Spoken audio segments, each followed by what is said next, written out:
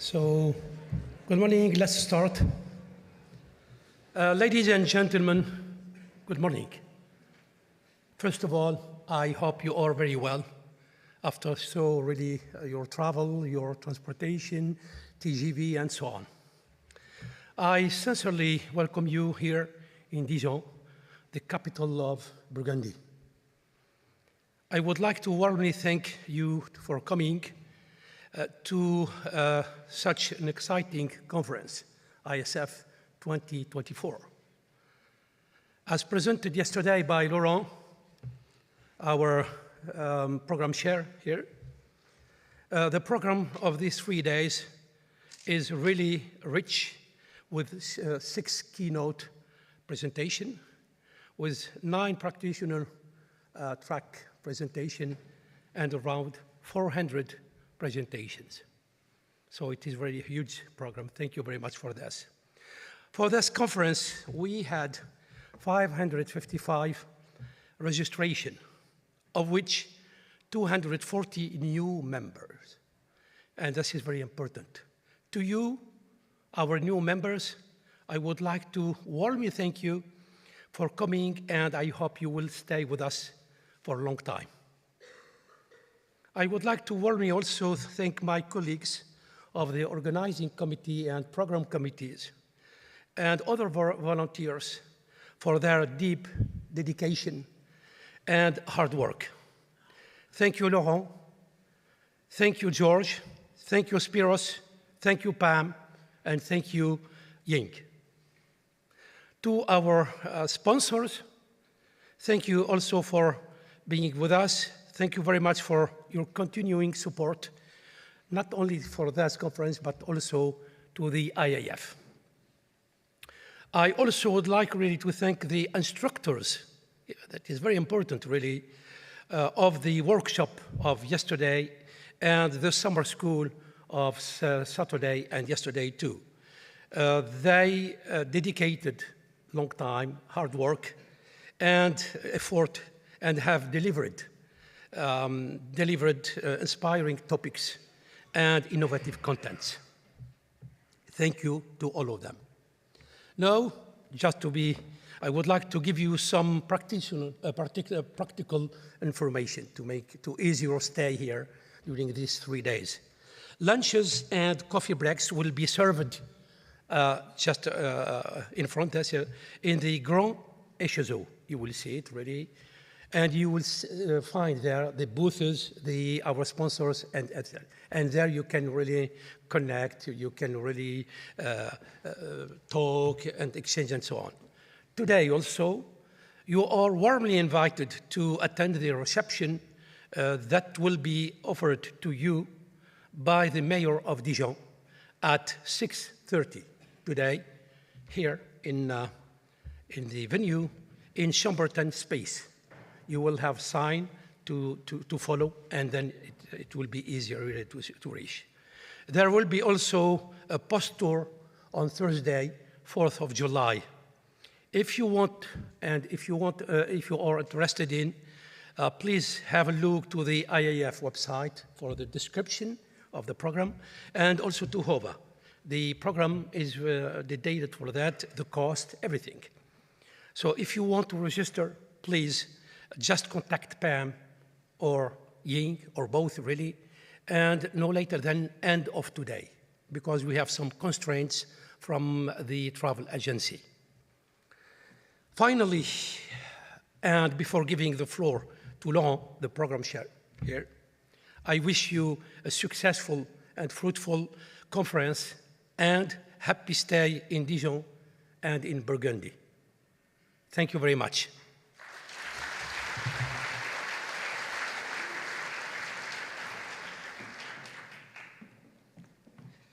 Hello, welcome to all. So I'm Laurent Ferrara, the program chair. I'm also part of the board member of the institute. So welcome to all in Dijon. If you like forecasting Burgundy wine and mustard, you are in the right place. So just a few words about the program. The program, we have 6 keynote talks. So all the keynote will be in this auditorium. We have also 9 practitioner talks. They will be also in this auditorium. Okay, it's 1 hour each. Let me also mention that the rule for the sessions, in general, we have session of 1 hour or 1 hour and 20 minutes. So for 1 hour, we will have 3 papers. Session of 1 hour and 20 minutes, we'll have 4 papers. So it means that you have on average 20 minutes maximum for presentations, okay? So try to keep 20 minutes, please. There will be a chairman in charge of it. Please do not change the order of the papers within the session, because we know we have a program, so some people will come and see one paper in one session, another paper in another session, so please keep the order of the papers, okay? This is what I wanted to say. Another thing is that you know that the IIF is subsidizing a lot of activities, and one of our activities is the student prize, okay, for this conference, so the best presentation. So we have a prize of $2,000 sponsored by Monash University. This is the first prize. We have a second prize of $1,000 sponsored by Erasmus University, so thanks to them. And a third prize of $500 by the IIF. So please rate the students through the WUHA app. We have this app, which is super convenient for this conference. So please, if you chair a session, recall at the beginning of the session that there will be a student presentation within your session so that people can rate, except other students, for sure. Okay?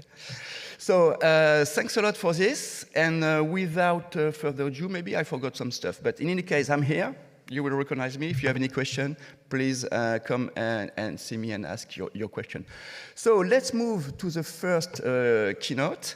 And let me introduce you Greg Ganix. So Greg is the IIF director. And more than that, Greg is our treasurer. So please respect him. And Greg is going to chair this session. So.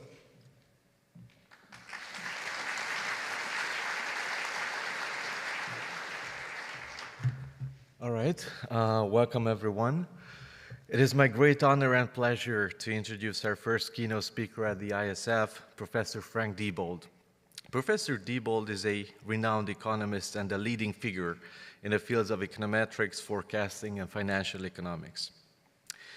Professor Diebold currently holds the position of Paul F. Miller Jr. and E. Warren Schaefer Miller Professor of Social Sciences, and he's a professor of economics, finance, and statistics and data science at the University of Pennsylvania. Frank Diebold is a longtime fellow of the IIF and the Econometric Society, just to name a few. His remarkable career is marked by groundbreaking contributions in both theoretical and applied econometrics. His most cited paper, co-authored with Roberto Mariano, titled Comparing Predictive Accuracy, has received more than 11,000 citations since being published in the Journal of Business and Economic Statistics in 1995, and has become one of the foundational papers in forecasting. Professor Diebold has recently turned his attention to climate change, a global and pressing issue. Today, we are fortunate to have Professor Diebold present the Arnold Zellner Memorial Keynote Address, Climate Forecasting, Arctic Sea Ice in Models and Data.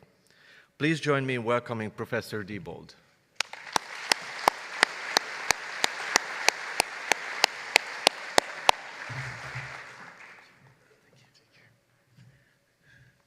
Wow, thank you so much for that wonderful and somewhat over-the-top introduction. Not that I'm complaining, but it's wonderful to be here. It's just great. It's so exciting to see so many people from so many different sub-areas all coming together to talk about forecasting. I think this is my 4th ISF. It seems just randomly that I get here every 10 years. So my first was 1989 in Vancouver with Arnold Zellner, actually. It was wonderful to see that this is a session named after Arnold. I remember him like it was yesterday. Of course, he was enthusiastic and bubbling and optimistic about all things Bayesian and about all things, you know, as he always was. And then my next was in Barbados in the late 90s, and then in Prague around, I think, 2010 or 11 or something like that, and now here in 2024. So it's been a wonderful thing, and hopefully it won't be 10 years until I come back for the next one. So it's just great to be here. Let me just sort of look around a bit. I guess the clock is here on my phone, so we'll just do it that way. So let me get going with you. I thought I'd talk about climate. It is true. You know, it's more than a sideline right now. I'm actually interested very much in various aspects of climate. Still doing lots of forecasting, and the climate work is forecasting as well, but it's focused obviously in a very particular applied direction. There are really no methods. Well, there is a framework that I'm going to introduce you to today, but basically there really aren't any new methods here. This is more of a very, very substantive sort of thing, like where is Arctic sea ice going, and when is it likely to vanish, and why should we care, you know, things like that. But it's very much about Arctic sea ice. You know, methodologically, this is the simplest talk you'll ever hear. I mean, basically, it's linear regression on 2 or 3 variables, and you know, that's about it. But it's all about doing things in hopefully clever and insightful ways to actually shed some light on an important issue. So let me start with you. Maybe I'll pick up a microphone and walk around. Maybe I won't. We'll see what turns out to be most effective. But I want to begin with an introduction. Obviously, we're not all climate people. In fact, it's only surely quite a small fraction of the people in this room, you know, are actively modeling and forecasting aspects of climate. So I want to sort of motivate, you know, what we're doing and why. I'm going to be talking about 3 papers. I'll say much more about them in due course, but you know, I'm going to be summarizing and linking 3 papers that really do form sort of a trilogy. They sort of all go together, and they're kind of a self-contained unit. So anyway, you know, climate change really is a defining issue of our times. And there are many, many aspects to climate change, of course. If you think about the state vector, you know, of the climate, you know, it's unbelievably high dimensional, okay? We all talk about things like temperature, which is a very important member of that state vector, but there are many, many other aspects.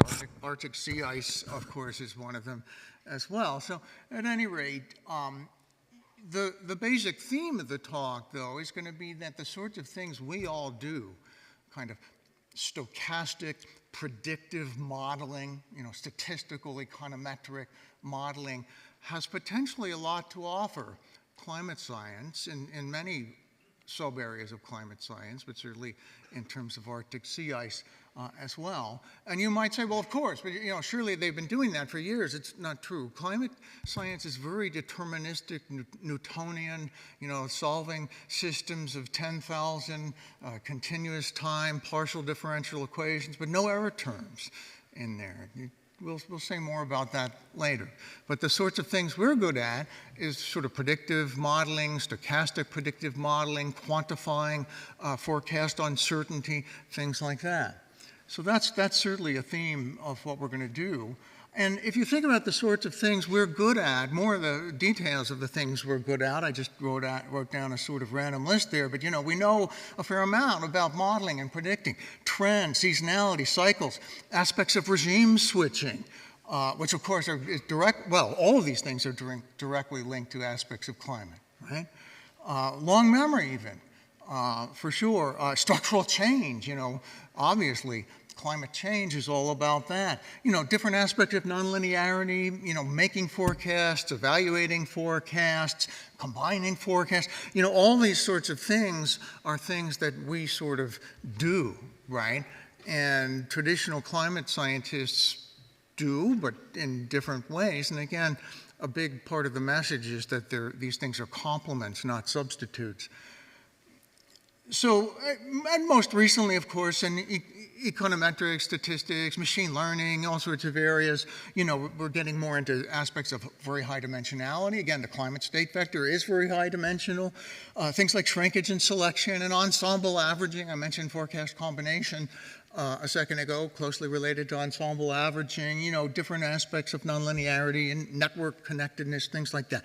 So, you know, we're good at, you know, a number of things that, that are important potentially in climate. So that's sort of by way of background. And, you know, not unrelated, you know, things are happening a lot now. You know, so I put some random slides from some websites here. This happens to be the sort of David Hendry group at Oxford called Climate Econometrics, sponsors seminars, sponsors events, very vibrant, very active. This is the Climate Impact Lab at University of Chicago and Berkeley and Rutgers. It's kind of joint. Doing great stuff. People like Michael Greenstone, Saul Shang, really doing cutting edge empirical kind of climate econometrics, really. Special issues of journals. Here's some issue of the Journal of Econometrics. There have been others since this one in 2020, but you know, the journals are featuring this more and more. You know, different online and of course physical seminars dedicated exclusively to climate economics, like the so-called VSCE at the San Francisco Fed. You know, so there's just a lot happening because this is important. Okay, so that's kind of climate background, but we're going to focus today.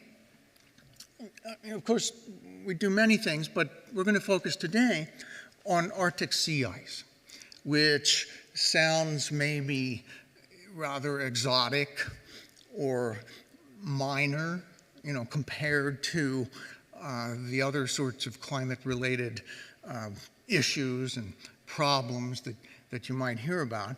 But it's not, it turns out. It's not minor. So let's look at that a bit.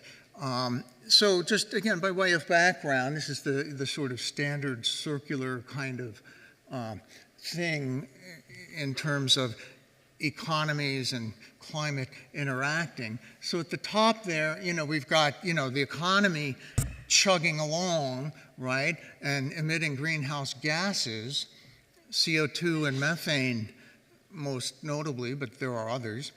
But CO2 and methane are tremendously important, and that influences the climate. Of course, it traps more heat, and the planet warms. So that's the top part. There's also other sub-issues like deforestation and so on. That's also happening as the planet sort of develops economically. And, you know, forests are incredibly great carbon sinks. I heard an amazing statistic the other day. Maybe you know this, but I didn't know this. But all the carbon that's contained in the Amazon rainforest, it's equal to the entirety of the carbon that the U.S. has put out since the Industrial Revolution in its whole history. That's how much is contained in the Amazon rainforest. So think about burning that and putting it all back into the atmosphere. It's frightening. But anyway, you know, greenhouse gases, deforestation, et cetera, is what gets released and warms the climate. Then going to the bottom line, well, it feeds back, right? As the climate warms, it goes back and impacts the economy. Agricultural productivity is impacted, labor productivity is impacted, health, things like heat stroke and heart attacks and so on are impacted. And as water rises, of course, you know, things turn marshy in lots of coastlands, and that brings mosquitoes and malaria and other diseases and so on. Migrations take place, aspects of international trade, geopolitics, as people fight over things like sea lane rights in the Arctic, you know, as it melts and so on. So you get, you know, the economy impacting the climate, but then the climate feeding back and damaging the economy. Sometimes people talk about that as the damage function. So that's sort of what's going on. And then comes the Arctic. You might, until now, you still might say, like, so what? Why am I interested in the Arctic? Well, it turns out that the Arctic is special. It's warming much more quickly than the rest of the planet, 2 or 3 times more quickly than the rest of the planet. And the rest of the planet is already warming alarmingly quickly. So the Arctic is really important in that way. You know, and as it melts, it contributes disproportionately to global warming. It raises Arctic Ocean and then, you know, other ocean temperatures globally, really. It changes air circulation patterns, like the jet stream in particular. It just gets disproportionately hot, and up there is not just Arctic sea ice, but land ice, Greenland. Remember, when sea ice melts, it doesn't raise the sea level, right? It's, you know, good old Archimedes principle, right? So the sea ice melting isn't raising the sea level, but when land ice melts and slips into the sea, that definitely raises the sea level.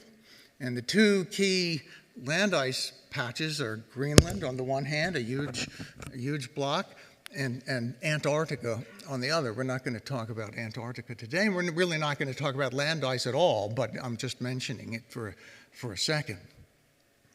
For example, scientists have calculated very, very accurately, a lot of attention has been paid to this, that when all of Greenland's ice melts, the sea level will rise, globally, you know, the global sea level will rise by 9 meters. You know, and that's a lot, right? A huge fraction of the world's sort of population and civilization is less than 9 meters above sea level. Of course, that's not happening overnight. You know, it's going to unfold over many decades, maybe even several hundred years. And it may never happen if we get our act together, but, you know, it's something to think about. So at any rate, you get another one of these circular flow type situations. The global climate warms due to economic activity, melts the Arctic sea ice, but then when Arctic sea ice melts, that feeds back and makes it warm even more, because what happens is the so-called albedo drops. Albedo means reflectivity, right? So sea ice you can think of, and it really is basically white, like ice and snow. And that reflects the heat. But when sea ice melts and turns into open sea, well, that's basically black, which absorbs the heat. So it's like economic activity warms things, the sea ice melts, but that feeds back and makes things warm even more. And, you know, kind of goes around and around. So you get that's why the Arctic is warming so much more quickly than the rest of the planet. So, you know, all of this makes the Arctic special, and in some sense, the Arctic is like a window into the future. You know, what's happening there now is sort of like what's going to be happening to other places, you know, 20 years down the road if things continue. So it's useful and interesting to look at for a lot of reasons. I mentioned reduced albedo feeding back. Also, I wrote it down, so I may as well mention it. Melting permafrost. Permafrost is frozen animal and vegetable matter, you know, that's been frozen in the Arctic ice for millennia. But as it warms, that vegetable and animal matter, you know, thaws and releases a lot of methane. It's happening, you know, as we speak in a very big way. And that's a much more noxious greenhouse gas, in fact, than CO2. Methane's a real issue. So anyway, that's sort of what's happening. That's why we're especially interested in the Arctic. There are other, you know, costs and benefits of an ice-free Arctic. So the ice is melting, and that's what we're going to be looking at. And of course, there are a lot of obvious costs. I've just sort of implicitly emphasized, you know, and reminded us of them. There are some benefits too, you know, depending on who you are and what you're interested in. But in terms of costs, you know, of course, increased emissions and hence warming, as we've mentioned, damages of various sorts due to air pollution, particulates, you know, discharges, spills, soot deposits, you know, as the Arctic warms and things like shipping, you know, trans-Arctic shipping start. There's a lot that can go wrong.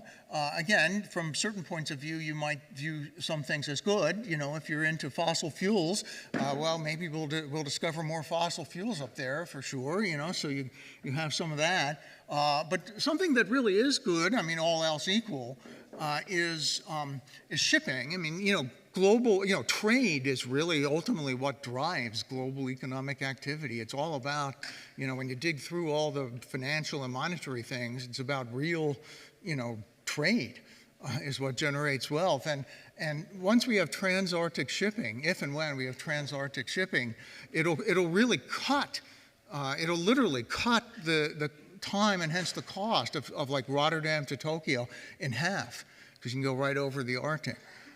Whereas now it has to go, down across the Mediterranean and through the Suez Canal and around. Suez Canal, by the way, is also pirate-ridden, so it'll eliminate that. That's a big issue in international trade in recent decades, the piracy at various choke points. But once you can do trans-Arctic, that goes away. And, there are also interesting geopolitical aspects of Arctic sea ice. This has been going on for decades. But, Russia and Scandinavia and northern Canada and Alaska, these people are all making claims to different trade lanes, if and when they open up. And, there are a lot of interesting potential feuds and things like that have been going on but are going to get even stronger. So, with that as background, we're going to ask some questions today. How quickly and with what pattern is Arctic sea ice decreasing? When will the Arctic first be ice-free? Okay, it'll be in September. I'm quite certain of that. That's the low ice month, but September what? Of 2030 or 3030? Or we can't tell, so that's a big issue, and that's obviously the forecasting issue here. So when will the Arctic first be reliably, ice-free?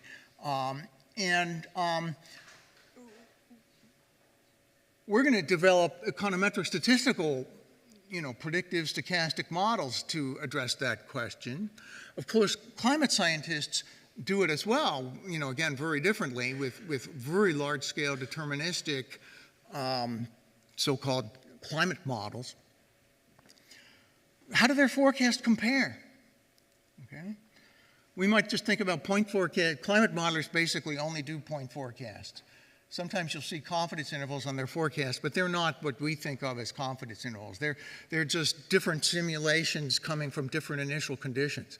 But each simulation is a deterministic thing. So they jiggle around the initial conditions, and that sort of jiggles around the forecast.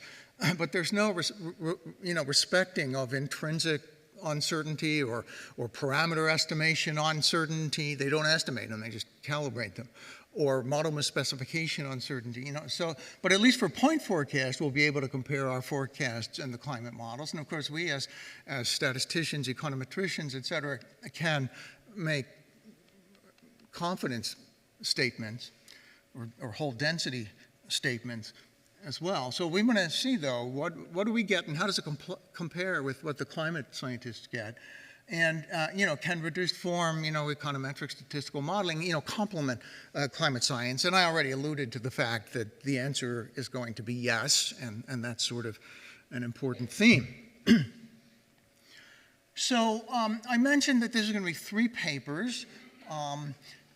Each of the papers is fairly involved, so given the time constraints and that we're blending 3 papers, this is going to be sort of a mile-high perspective, intentionally leaving out a lot of details and so on, but please feel free to check to read the papers if you're interested. One of them came out in Journal of Econometrics a couple years ago. The next one came out in Journal of Econometrics last year, and the last one came out last year too.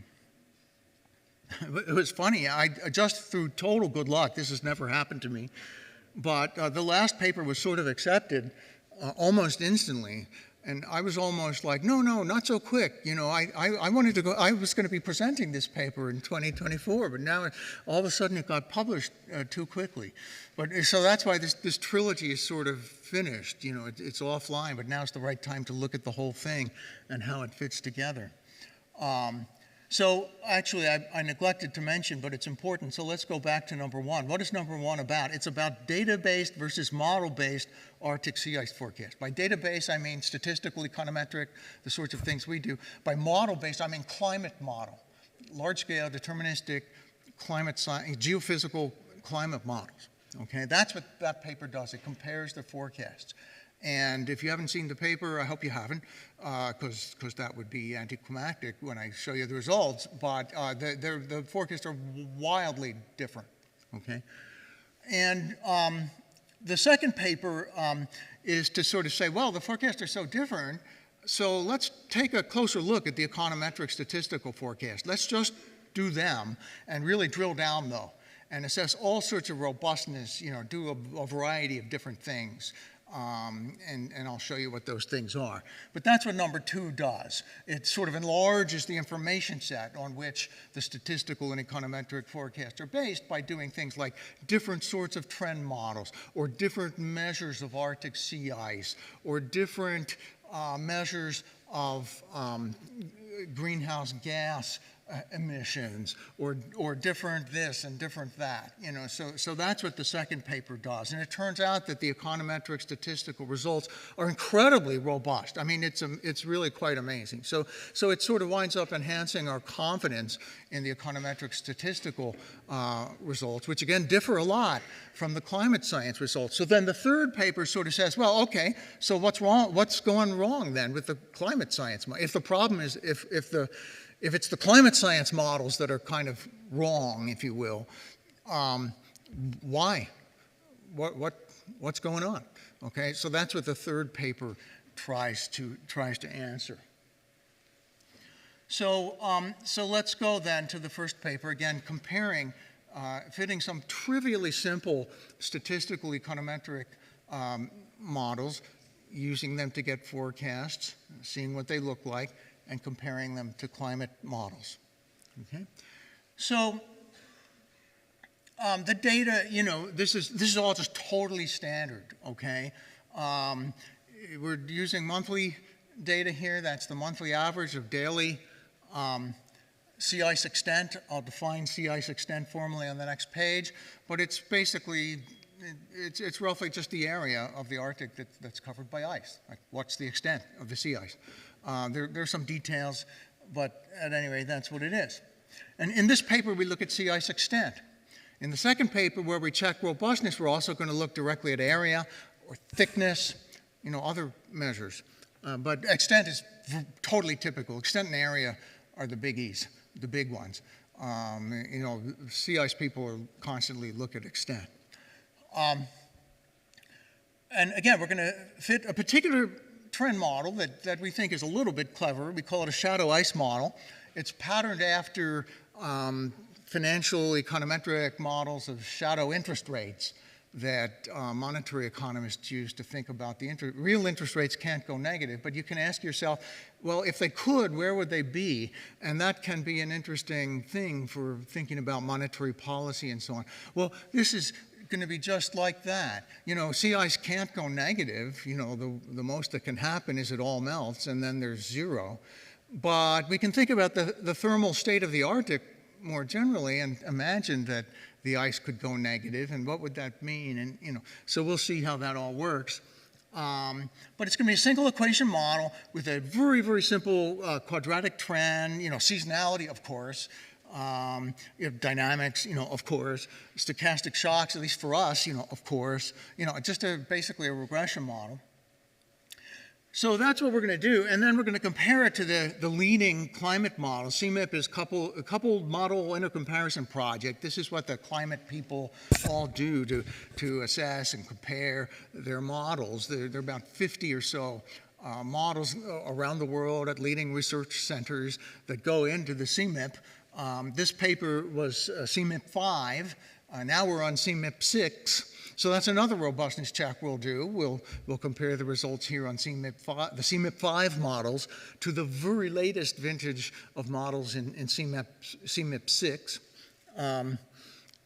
And the RCP are, I forget what the R stands for, but the C and the P are concentration pathway. These are measures of what do I want to say, like emissions, okay? So like greenhouse gas emissions, think of it as CO2 emissions. 4.5 is a low emissions scenario, right? To make some of our forecasts, of course, we're going to have to condition on emissions scenarios, okay? Some of them we won't. They'll just be sort of business as usual forecasts with the emissions implicitly in there, but not conditioning on any particular emissions path. But then more generally, we're going to want to say, well, what if emissions are successfully held quite low? Or what if they're, that's the 4.5 scenario. Or what if they're kind of medium? That's the 6.0. Or what if we don't do anything to limit emissions and they stay really high? That's the 8.5 scenario. So and climate models use those scenarios all the time. So we're going to compare our results to climate models under various emissions scenarios. So just to define extent is, satellites read the brightness of the ice. That gets converted into a so-called concentration measure C. And extent is defined to be 0 if the concentration reading is less than 15%. You just round it down to 0. And if it's more, you round it up to 1. You just say that, so you split the Arctic into a grid of hundreds of cells. Call the grid size 1.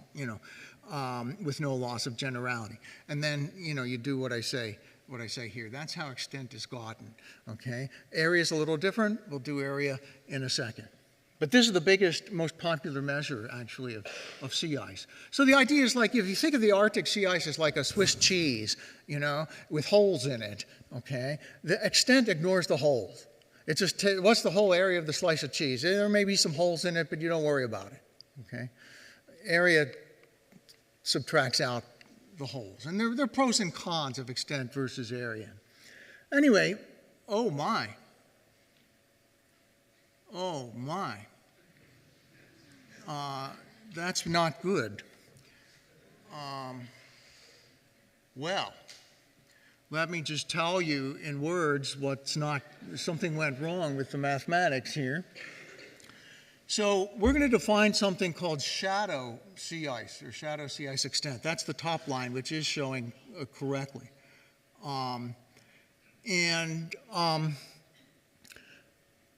The observed sea ice extent, which is on the left of the top line, is equal to the shadow extent, which has the asterisk, whichever's bigger, the shadow extent or 0. So the idea is that the shadow sea ice, if it's positive, well, you see it, and it's just equal to the observed sea ice extent. It can go negative, though, and if it's negative, you don't see a negative amount of ice, you just see 0, no ice. But more generally, you can think of the sea ice extent as measuring kind of the thermal state of the Arctic. Like, think of it almost as the temperature of like the seawater or something, which can certainly get colder and colder. And what this says, I'm sorry about this. I looked at this many times. I have no idea what happened. It might be, well, anyway, who cares? It is what it is. This is important, though, because it's the model that we're going to be using, at least in this paper. So the idea is we've got a set of dummies, the first term, DIT. There are 12 of those, as you can see, 1 for each month. Again, the sea ice is obviously seasonal. It achieves a maximum every March and a minimum every, maximum every March and a minimum every September. So what we've basically got is 12 different linear, or actually quadratic, that's important, quadratic trends, 1 for each month. So the dummy variables just kind of allow for the flexibility of different trend behavior month by month across the 12 months. And it turns out that's important. And then there's a stochastic shock at the end, epsilon. So this is almost a model of just 12 different quadratic trends, 1 for each month, But the stochastic shock links the months, month by month, and you can see it correctly written there. That's just an AR1. I'm going to pick up some serial correlation. If something makes the sea ice unusually high, or unusually high this month, it's likely to stay high next month, that kind of thing. So it turns out there's some serial correlation in that disturbance. And underlying everything, of course, there's ultimately the innovation V. Sorry. Okay, so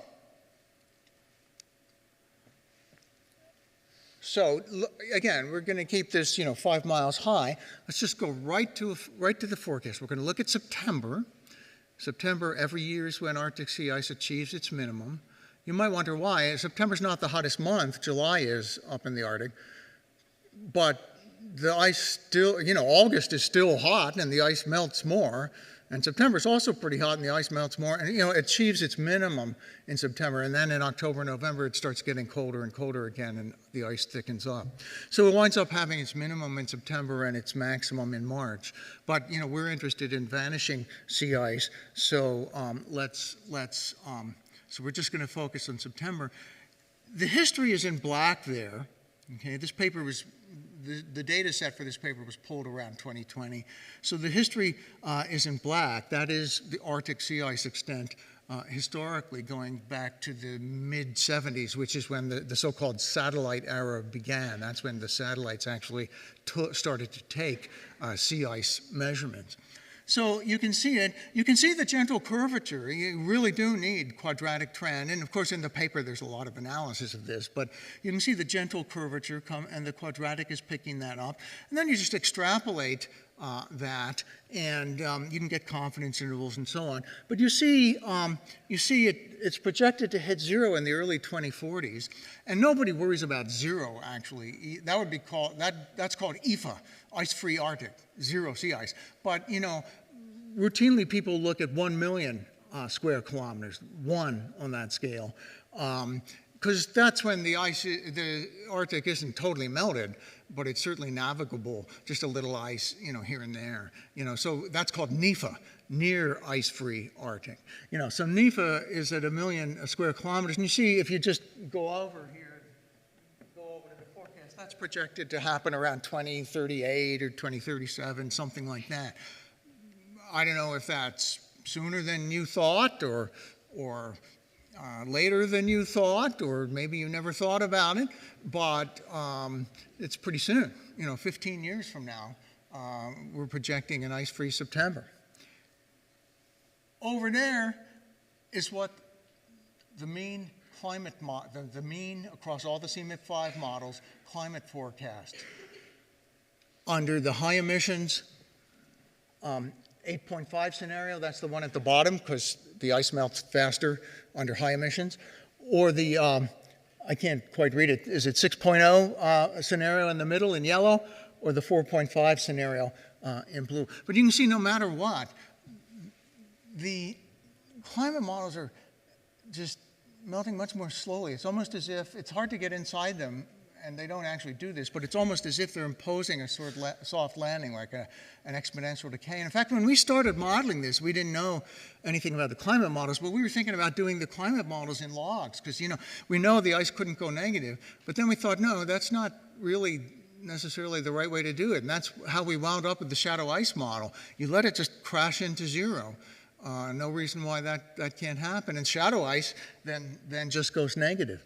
But you can see, these things are basically never getting to 0. They eventually get to NIFA, 1 million, but you're talking 2070, 2080, and we're talking like 2035 coming out of the statistical model. If you do, these are stochastic models, so you can figure out probability distributions of the ice-free Arctic, SIE equals 0, or the 1st September NIFA, that's SIE equals 1, 1 million square kilometers. Or you could say, let's be less stringent and declare NIFA to be when we were down to 2 million square kilometers, that's the leftmost density. So they're moving leftward, of course, because we're getting less and less stringent. Or you could, in black on the right, we have a full summer, like August, September, October, all ice-free, 3 consecutive months. That's harder to do than just September being ice-free, so that occurs a little later. That density shifted rightward. But, you know, you can see the leading case of SI equals 1, you know, centered around 2035, 2038, and so on. And you can see the whole shape as well. The climate models under 8.5, okay, give you a NEFA on the right. That's that vertical line, okay? They give NEFA under the high emissions scenario of 8.5, which is when the ice should be melting the quickest, the most quickly, you know, earlier than 2070. We had to use the 8.5 scenario because if you use the more reasonable, you know, mid-range or maybe low emission scenarios, that vertical line would be so far to the right that the graph gets messed up. You know, so it's just a wild difference. All right. So the conclusions I've sort of already said. I don't want to dwell on them because we do have to make some time here. But the basic idea is we're predicting an ice-free Arctic around 2040, let's say, a little earlier. The climate models are much, much later. So in the second paper, then, we sort of go and really dig in to the econometric statistical model. I mean, this is pretty bold, pretty radical. You know, when we first told climate modelers in various places about this, they were like, you know, you guys are crazy, you're too soon. Interestingly, now they're like, well, tell me something I don't know. Everybody knows that, you know. But well, things have changed a bit. So anyway, in this paper, we do a lot of things, okay? We use different sea ice indicators. We have just been studying extent, but in this paper, we also look at area and thickness. We use different trends. Notice the trend that we used in the paper we just looked at was just an old-fashioned, I don't mean that in a negative way at all, but just, you know, an old-fashioned, you know, deterministic quadratic trend model. But you might say, well, let's bring in at least some geophysical climate science. Rather than just regressing on trend, shouldn't I be regressing on something like CO2 emissions, or, you know, to the extent that that's driving it? So that's what we do. We call those carbon trends.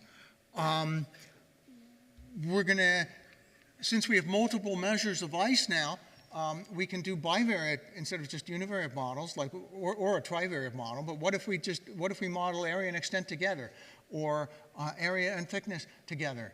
And, you know, that might bring in some useful bivariate information. And moreover, we might want to impose some constraints. Notice that when any ice indicator is 0, at least in principle, the others all have to be 0 too.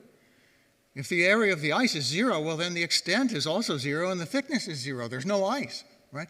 So if any one of the three indicators is 0, the other two have to be. We might want to impose that on things like bivariate or trivariate models, make them all hit 0 at the same time. We explored doing that.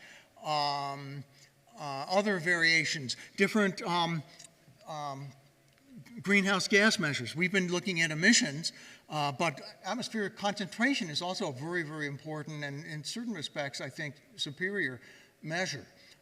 Emissions, you've got to go measure things like factory by factory, and that's hard to do, and lots of factories might cheat. And, you know, but emissions, you just go to Mauna Loa in Hawaii and, you know, you measure the atmosphere, and it's a very, very accurate measure. So anyway, we do lots and lots of things, okay? And again, in the interest of time, well, I'll say a few things. So there's a standard definition of area. That's not a big deal.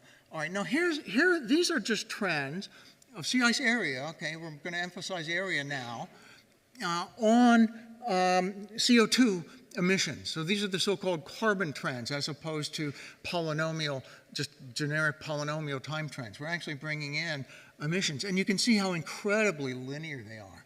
September's in red at the bottom, and for the reasons that we've said, we're going to be most interested in September. But they're incredibly linear. You might say, well, before I thought we were talking about quadratic, but that's a different thing. That was quadratic in time. This is linear in emissions. You might wonder, though, if I converted this into time, how it would or would not match what we saw earlier with the quadratic time trends. It turns out that these linear carbon trends, when we convert them into time trends, match identically, really, what we were looking at a second ago. I'll show you. It's coming in a few slides. Despite the fact that they're totally different modeling approaches. I mean, this is sort of picking up sea ice, as a function of CO2 emissions. When you fit a quadratic generic trend, it's modeling sea ice as a function of whatever, is going on. But evidently, as you would think from the science, what's going on is emissions, greenhouse gas. That's what's driving the temperature, which drives the melting sea ice. But it's interesting to see how they're going to cohere. So what did I go? We can impose the constraints that things have to hit 0 at the same time. There's an example. So here's area and thickness together. We've imposed the constraint that they crash at the same time. You can see, remember, it's emissions on the horizontal axis here. So what you can read off is when sea ice hits 0, what CO2 emission will it be, at which? Cumulative emission. What cumulative CO2 emission will it be at which Arctic sea ice hits 0? Or 1 if you want to do NEFA rather than EFA. But, and you can see there it's like, 35 or 3,600 gigatons of cumulative CO2 emissions. Now, this is the cool thing. Here are these RCP, sometimes generalized into what are called SSP scenarios. These are just the emission scenarios, low, medium, and high, that we introduced a few minutes ago and called them RCP scenarios. You can think of them as the same thing, okay? And, well, what do? They give scenarios over time for how much emissions are happening. And again, you can see low, medium, high. And these are the ones everyone thinks about. Well, we can, from the previous slide, figure out the cumulative emissions at IFA or NEFA, but then we can run that through the inverse of this SSP function on the screen and read off the time at which that IFA or NEFA is going to happen, right? But coming out of this linear carbon trend model. And if we do that, so now it's the same thing. It's the carbon trend forecast, but it's converted, as it says somewhere on there, and instead of like ice, what do I want to say? Well, let me just remember the buzzword. Yeah, ice carbon space is what we call it. This was ice carbon space with emissions on the horizontal axis. Now, by using the inverse of these scenarios, we can convert into ice time space. And this is for the mid-range SSP scenario, kind of neutral, and again, it's the black one that we're interested in. That's area. Red is thickness. That's not, we're only using that to enhance our area forecast. We're not studying it directly. But you can see the forecast is about 2038, just like we got out of our polynomial trend forecasts. Here, in particular, is the carbon trend forecast on the left, expressed in ice time space. This is the picture we just looked at. I just copied it, so it's the left frame on this slide. But then there is the quadratic time trend that we were looking at, 20 minutes ago. And you can see that for all practical purposes, they're indistinguishable. So you get this wonderful robustness to very different methods. And again, you're always led to something like 2038, plus or minus a couple years, no matter what you do. And that's true for all the other variations that I went through way back when. I'm not going to have time to go through them, but when we started out, we sort of said, like, all these different things. We just did carbon trends versus quadratic polynomials, and we've also done brought in thickness and switched to area, but all these other sorts of things. We can use concentration rather than emission. We can not impose the equal timing constraints. We can do all sorts of things. No matter what you do, you wind up with 2040 plus or minus a few years. Here, for example, if you look, let's go to the median column. You can see if I do you just go down the column, no matter what I do, carbon trend with area and extent or area and thickness, and then the next block is carbon trend, but under a different SSP scenario instead of the high scenario, just a medium scenario, or go to the quadratic time trend in the bottom block, go down that median column, no matter what you do. You're talking, 2035, 2039, 2032, but, in the 2030s, not the 2090s or something like that. And, even if you go all the way into the 80th or 90th percentile of the distribution, it's still quite soon, 2040s. Or go all the way to the 95th percentile in the rightmost column. It's still 2041, 2038, 2045, just 2040s. And that's all the way in the right tail of the distribution. All right. So, so the conclusion then, remember, the first conclusion was, gee, we predict quick, ice-free Arctic, and the climate models don't. The conclusion here is, well, we do all sorts of robustness checks, and our earlier conclusion of a quickly coming ice-free Arctic holds up, completely. So then the third question, the third paper is at the bottom there. Okay, so then what's going on with the climate model forecasts? Why are they so slow? And we can offer some insight into that. It's only partial insight. It's going to turn out that the climate models are defective in a certain way. But then the question is, well, why are they defective in that way? But as people start, respecify the models and read this work, hopefully the climate models will evolve. It's tricky because the climate models are jointly modeling the whole state vector, of climate, not just Arctic sea ice. So you can't, they might be able to tweak things to get Arctic sea ice just right, but then one way to do it, to make the Arctic sea ice melt much more quickly, is to project temperature going up more quickly. But that might require an absurdly quick temperature rise. So they're trying to do a lot of things at once. But we can see what's going on in terms of Arctic sea ice. There's a certain thing that we call carbon sensitivity of Arctic sea ice. And it's much weaker in the climate models than it is in the data as captured by our statistical models, as it turns out. So we're just going to quantify that a little bit. So this is this last paper. By the way, I didn't mention it, but of course all these papers have co-authors. Rudebush is on all of them. And Philippe Goulet-Colombe, who I think is here somewhere. I can't see the audience very well. There are a lot of spotlights. Is on at least one of them.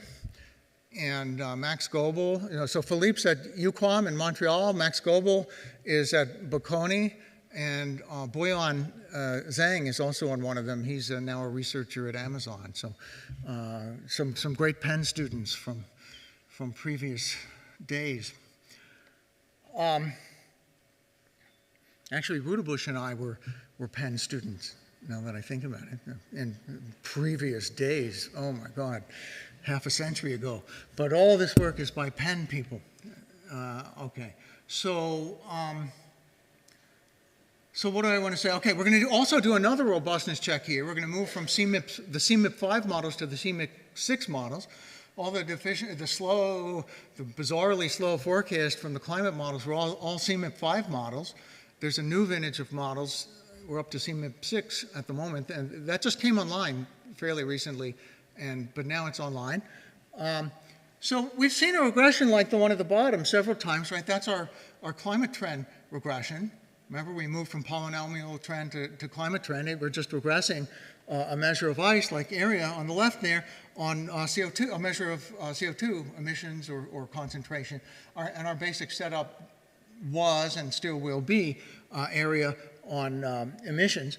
And, here's how it looks in the data. I've got actually emissions on the left, and just for fun, I put concentration, area against concentration on the right. Again, it's totally robust. No matter what you do, the carbon trend is very linear, and when you invert things and put it in time space, you get this curvature, all the stuff we've been through. But, it's these kind of fits that we're kind of thinking about at the bottom there, So what are alpha hat and, more importantly, beta hat? In the data, and in the climate models, CMIP6 models now. We'll look at 5 and 6, but that's another aspect of robustness, right?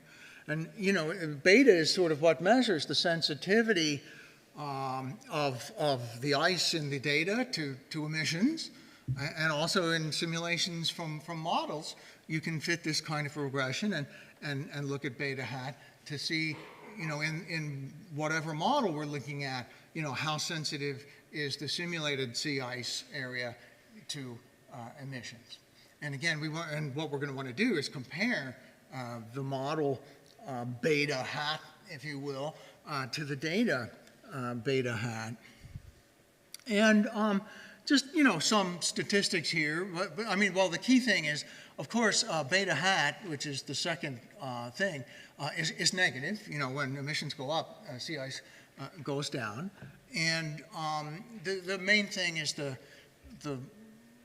not the far right column, but the one to its left. That's emissions, and that's what we've been focusing on. But again, everything goes through exactly with concentration. It's just that the units are different, so the numbers there are different. But at any rate, you can see for emissions, the beta hat, the estimated beta coefficient, or you know, sea ice sensitivity to carbon emissions coefficient, is about -3. It's -2.891. And, you know, all these coefficients are highly significant. You can do different tests of linearity of the relationship, or structural change, or normality of disturbances. It's really very tidy. The disturbances look Gaussian. There's no evidence of structural change in the linear carbon trend. You know, all right. At the bottom, we've got the fitted NEFA emissions level, 2287 gigatons, and then converted, okay, into time in the bottommost line under 2 different emission scenarios, right? Under the medium scenario, it's 2034. Under the high emission scenario, 7.0, it's 2032. So that, you know, that's how you read that. So, you know, it's our standard thing. Very soon, ice-free Arctic. Now, here are some. Let's compare the models to the data. Okay, each black point, okay, in this chart is the beta hat from one of the CMIP 5, in this case, we'll compare 6 in a second, from one of the CMIP 5 models, along with, well, actually it's alpha, the alpha hat is on the vertical axis, and the beta hat is on the horizontal axis. So each point is an alpha hat, beta hat pair from one of the CMIP 5 models, and each one has a 95% confidence ellipsoid with it. That's the black stuff. And so you can see the models are all over the place, but in particular, in red, the red dot, the single red dot is what's true in the data. The red dot is the alpha hat and beta hat from the data. And the thing I want to emphasize for now is look at all the black dots. Almost all of them are above, you know, on the vertical axis. Look at them. Look at the hatches on the vertical axis there. Almost all of them are above what's true in the data. Above means less sensitive, you know, because 0 is up there at the top. So what that means is in the climate models, the sea ice is not responding to CO2 emissions sufficiently to match the data. That's the problem. For some reason or another, and it's true across the models, the alphas are very different across the models, but the betas are all above what's true in the data. Now, those dots that we just looked at were based on one run of each climate model. Climate people often work with what are called ensembles of climate. You do many runs, just changing the initial conditions. Again, they're deterministic models, but if you change the initial condition, you know, things will change. So they kind of jiggle around the initial conditions, which results in a set of forecasts. So these are just representative CMIP 5 and 6 modelers. This is a group called Maroc 5. I forget where it is. I think it's in Canada, but I'm not I don't remember exactly. But, you know, so now it's an ensemble, so there are many black dots. They're all for the same model. Well, actually, well, we can start with CMIP 5 or 6, but at any rate, what's true in the data is in red there with its ellipsoid. And you can see, if you go to the right, in CMIP 5, this particular model is way, way off. There are far fewer runs done in the older days of CMIP 5. Just, it's a three simulation ensemble is all they could do. These models are amazingly computationally intensive. But anyway, that's the ensemble over there. You can see it's like wildly different from what's true in red. You can see that in the CMIP 6 ensemble, things are looking a little better, right? But you can still see that every black dot there, with the exception of maybe one, in CMIP 6 is closer to 0, above what's true in the data. So moving from 5 to 6, you know, this modeling group improved on alpha. Their alpha, you know, their intercept estimate is looking more realistic, closer to the data. But they didn't improve at all. And in fact, they got worse in terms of beta, the carbon sensitivity of Arctic sea ice. Those black dots are way up there. There's some other model on the right. Again, I just pulled these. They're all over the place. But the main point that's the same across every model is that what's going on in the model, whether you're in CMIP 5 or in CMIP 6, is very much unrelated to what's going on in the data in red, okay? Things change from 5 to 6. Sometimes things get a little better. Sometimes things get a little worse. Look at this model there. Again, the carbon sensitivity is always insufficient. The open dots in CMIP 5 and the solid dots in CMIP 6 are all too close to 0, too high.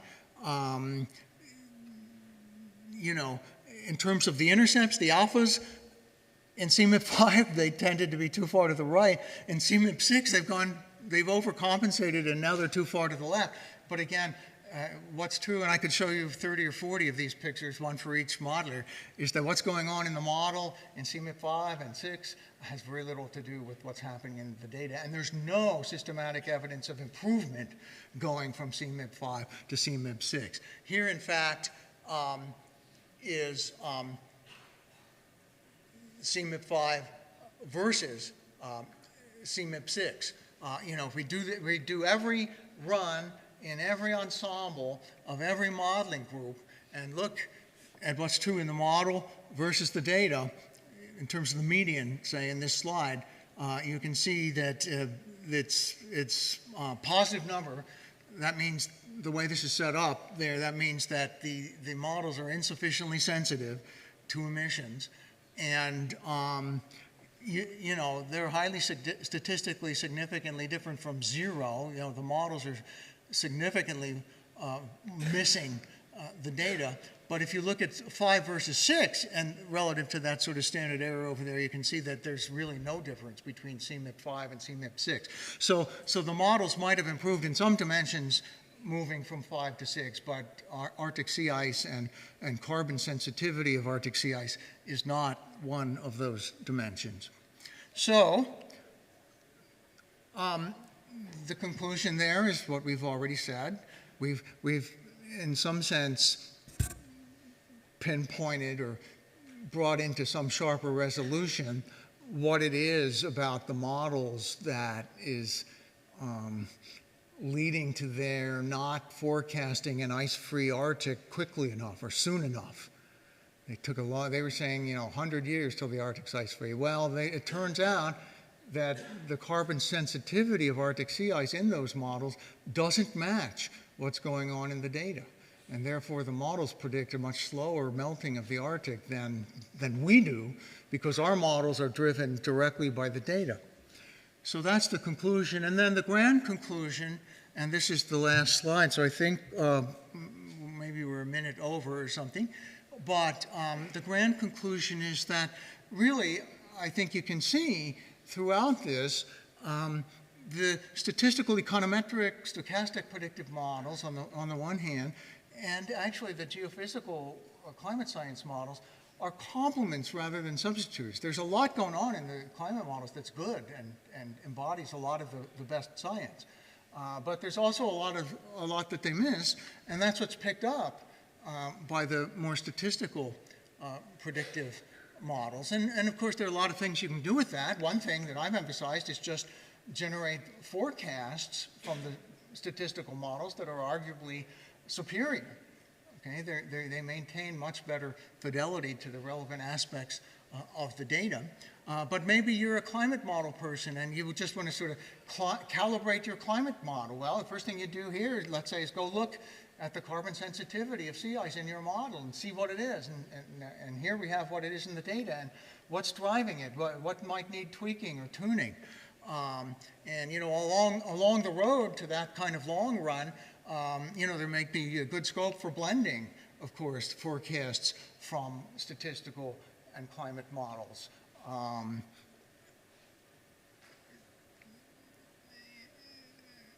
And last and not least, also the statistical models, I didn't emphasize them, but you saw there were confidence intervals and densities and things that we were looking at or that showed up on the screens. You know, they come right out. The climate people don't have them. So there's sort of also an enrichment of climate models to reflect the actual sources of forecast uncertainty that we routinely look at, whereas the climate models only deal with initial condition uncertainty. Again, in these sorts of ensembles, like, say, the one on the left there, all those different black dots are just, they're not different stochastic realizations. The model is deterministic.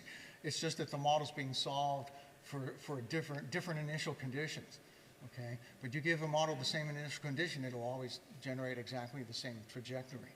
So that's a kind of uncertainty, sort of initial condition uncertainty. And that's something that we routinely ignore. Maybe we shouldn't, right? If we're forecasting consumption or GDP or something, well, that's just an estimate, yeah, right? It's not like the consumption data we get from the government is known with any certainty. It's based on a survey, and we could actually try to implement or respect, you know, initial condition uncertainty in ways that we don't. We just pretend that the measured data is actually true, but it's not. But then what we do is we account for all the other important sources of uncertainty, and that's what the climate people do not do. So that's it. Thank you very much.